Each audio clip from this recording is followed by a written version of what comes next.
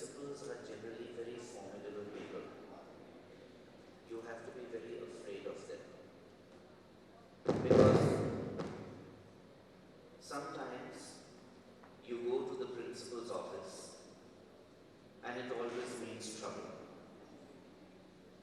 However, things are changing, I guess, in the last few decades.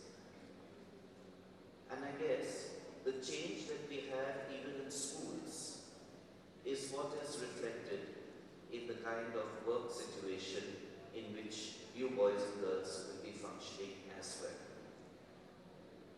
I am happy to note that Martiniere College is represented here. There is a black and white photograph over there which says 1847. And there is another photograph by night of the building which is probably of just 1 year ago. From 1847 to 2013, that building has remained largely the same. There have been a few cosmetic additions. Lights have been put up, as you can see over here.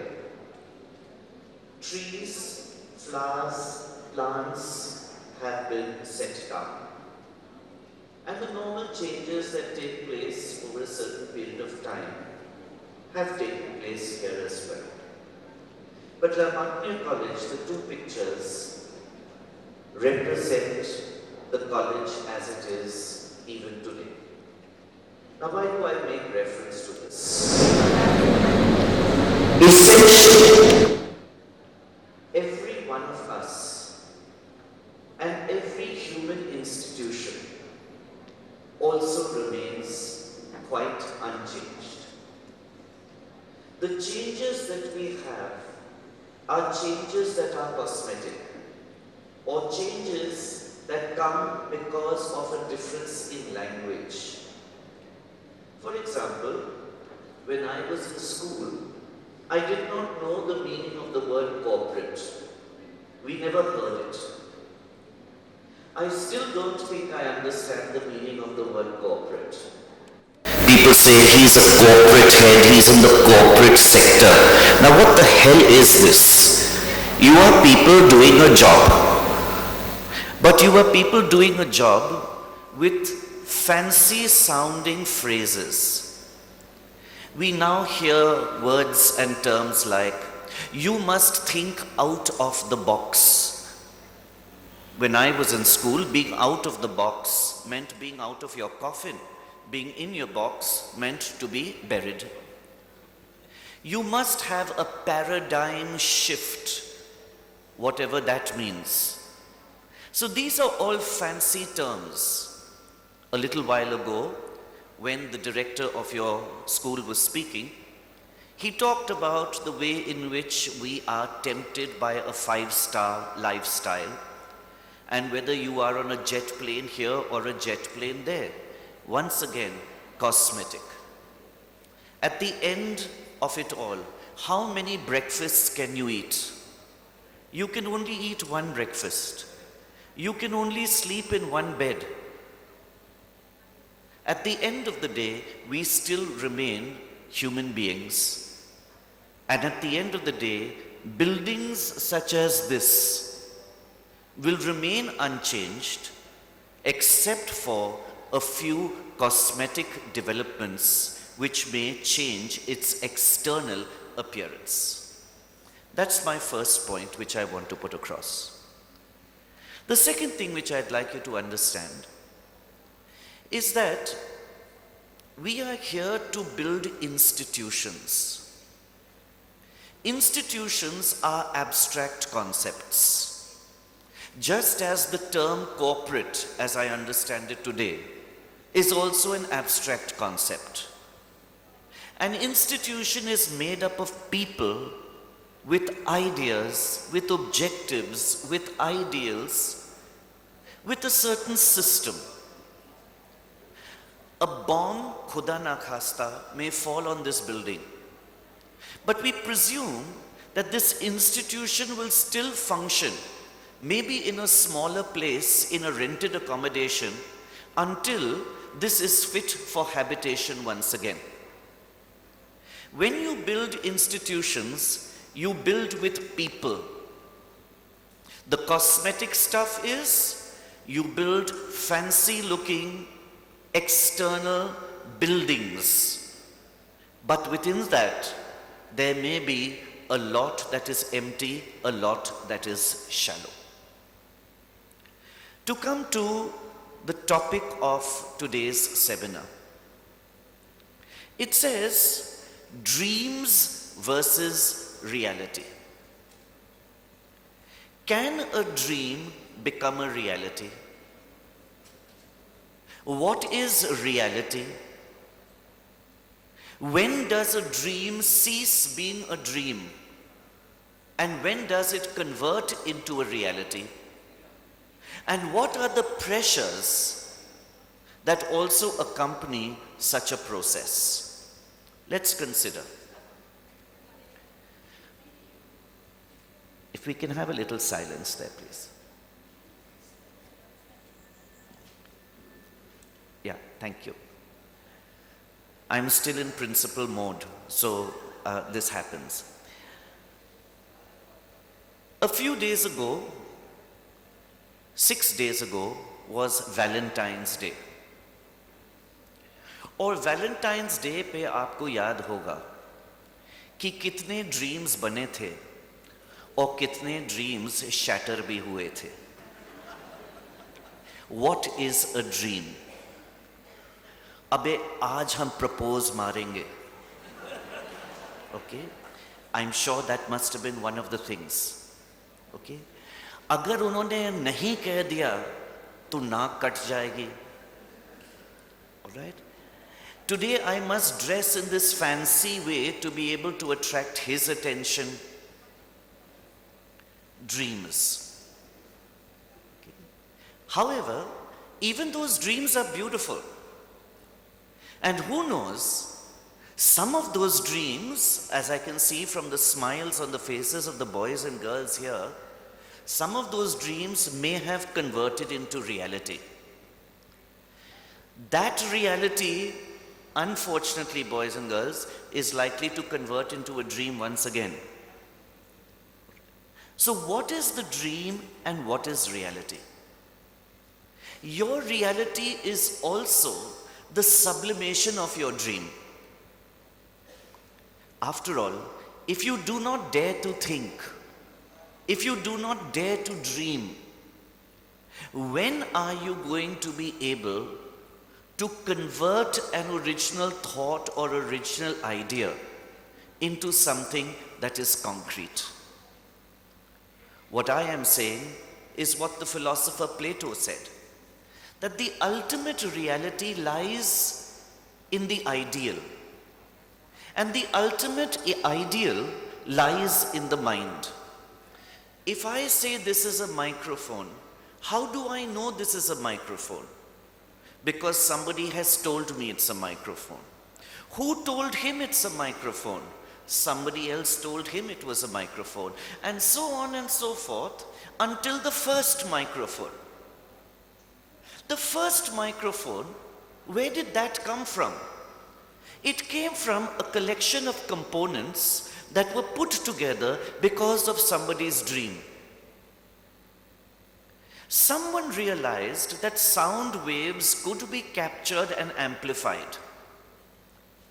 Someone further realized that the distortion and disturbance could then be removed. And little by little, what seemed to be dreams became reality. When I was small, lying in bed, sometimes you wished that you would be able to switch off a light by means of remote control. This was 40 years ago. क्योंकि रात में उठना पड़ता था, switch off करना, and then go back to bed. You wished if only I had some device where later I would be able to put this off. If it was my dream, it was somebody else's dream also. But somebody else made that dream into a reality. And today, remote control for everything, from opening your garage to switching off your television, has now become a reality.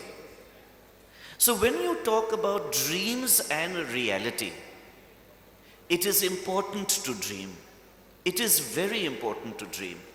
You can only be unique when you dream.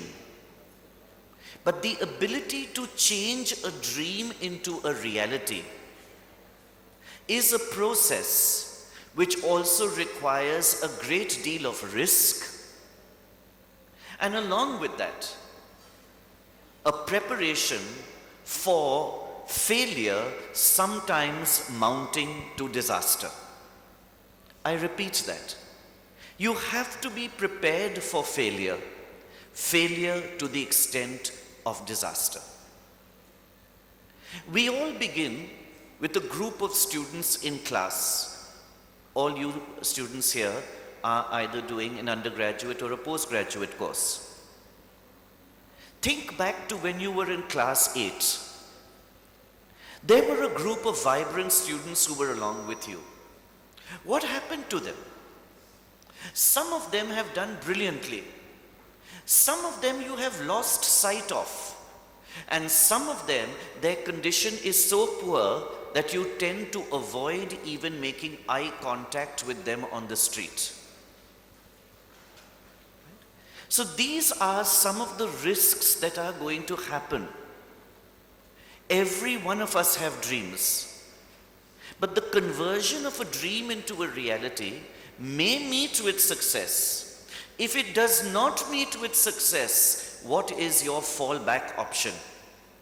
That is something that concerns me, and that is something that I'd like to talk to you about.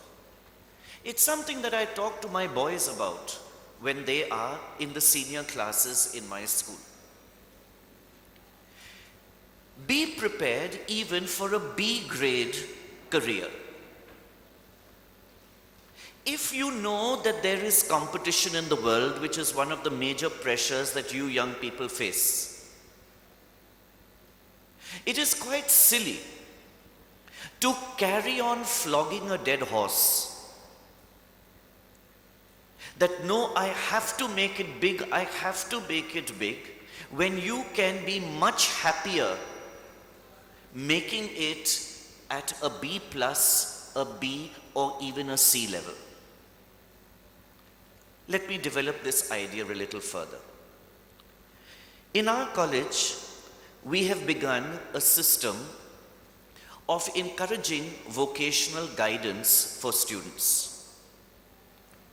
Now, you yourself know that in the modern corporate world, whatever that means, everybody wants to promise you the heavens.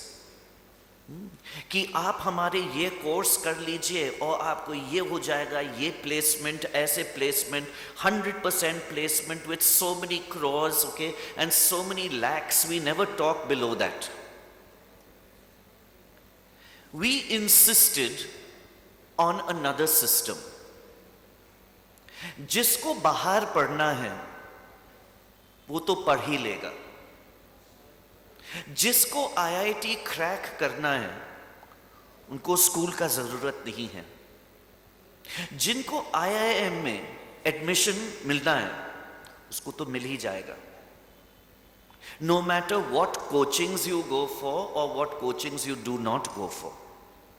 But once that 0.1% of India takes up those opportunities, is there not happiness and is there not employability for the rest of our country?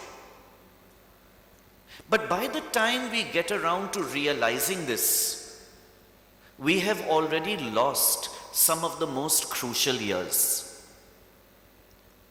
So what we have done in our school has been to invite different teams and different organizations and representatives from different professions to provide us with alternatives to the A+++, gilt-edged, platinum-edged kind of jobs. We invite people from the hotel industry. Come, tell our children what it means to be a chef, what it means to be part of the hospitality industry. क्या toilet seat वाकई में खुद साफ कर पाओगे कि नहीं? और अगर नहीं कर पाओगे, then why not? Can you change your thought? Can you change your mind? Or will you change your profession? Come see jobs which are related to, say, veterinary care, looking after animals, to look into agriculture, to look into banking sector, to look into insurance. Everybody is into computers. Some are very artistic. What are the opportunities for graphics and design?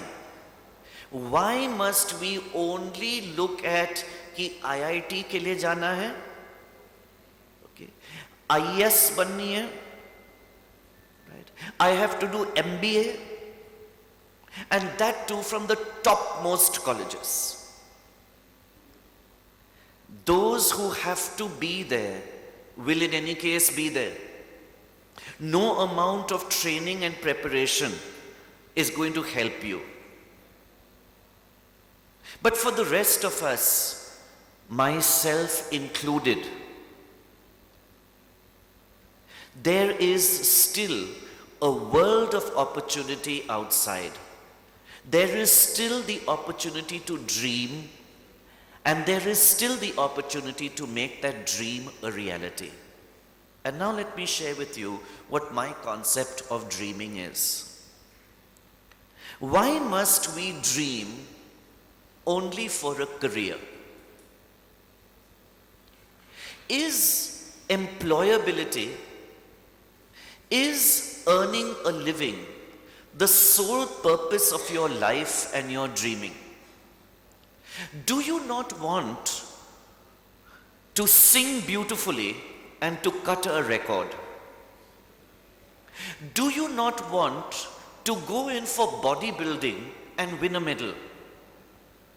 Would you not be happy being part of a local football team and enjoying the success of winning a difficult trophy?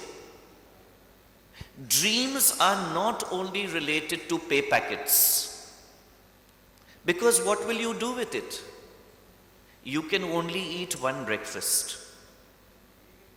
And once the creature comforts have been fulfilled, what do we see? We then go the opposite way of giving away all our wealth. I mean, we as human beings are quite mad.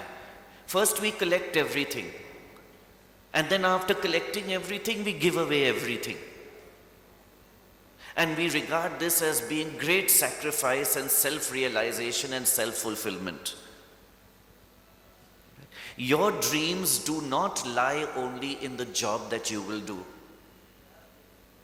Your job is one small part of your life. Do you not dream to be a wonderful daughter to your parents?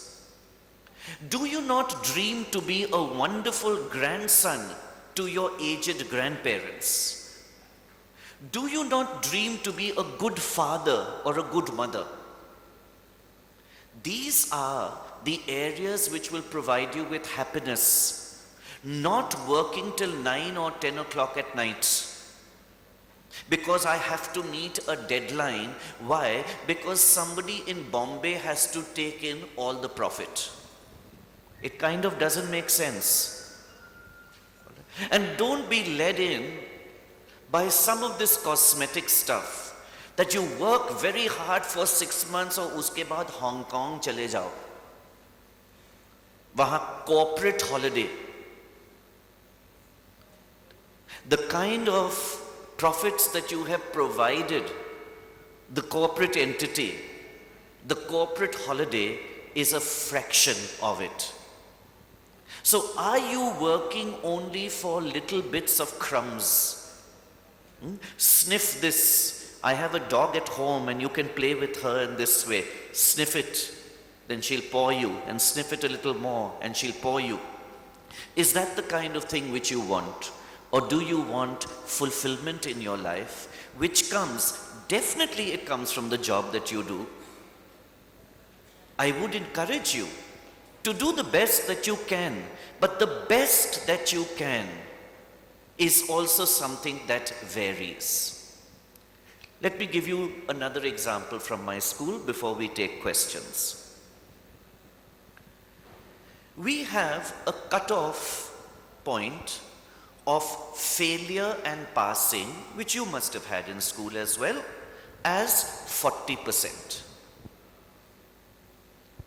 This is truly an arbitrary figure. Some schools have 35, a board examination has 33, some institutions have